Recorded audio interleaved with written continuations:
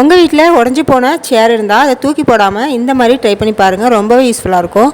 அதுக்கு ஃபஸ்ட்டு வந்து நான் என்னோடய வீட்டில் ஒரு கால் உடஞ்சி சேர் இருந்துச்சுங்க. அதோட 3 காலையும் ரிமூவ் பண்ணிவிட்டேன்.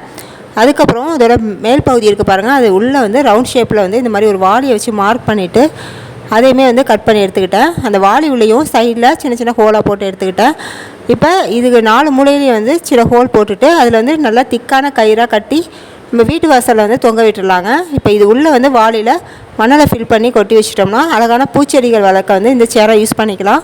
பார்க்குறதுக்குமே ரொம்பவே நீட்டாக அழகாக இருக்குங்க. கண்டிப்பாக இந்த ஐடியா உங்களுக்கு ரொம்பவே யூஸ்ஃபுல்லாக இருக்கும். ட்ரை பண்ணி பாருங்கள். அடுத்து 2வது ஐடியா பார்க்கலாம். இதுக்கு நம்ம கட் பண்ணி வச்சுருந்த 3 காலையுமே எடுத்துக்கலாங்க. நீங்கள் 4 கால் கூட யூஸ் பண்ணிக்கலாம். இந்த காலோட மேல் பகுதியில் சின்னதாக ஒரு ஹோல் போட்டுக்கோங்க. ஹோல் போட்டுட்டு இது உள்ள 3மே வந்து ஜாயிண்ட் ஆகிற மாதிரி கட்டு கம்பியை வந்து வச்சு ஜாயின் பண்ணிக்கோங்க. அடுத்து ஒரு பெரிய பவுல் எடுத்துக்கோங்க. அதில் கீழே வந்து கொஞ்சமாக மணல் போட்டுக்கோங்க. இப்போ இதுக்கு மேலே நம்ம கட்டி வச்சுருந்தா அந்த காலோட சேர்த்து இந்த மாதிரி முக்கோண ஷேப்பில் வச்சுக்கோங்க.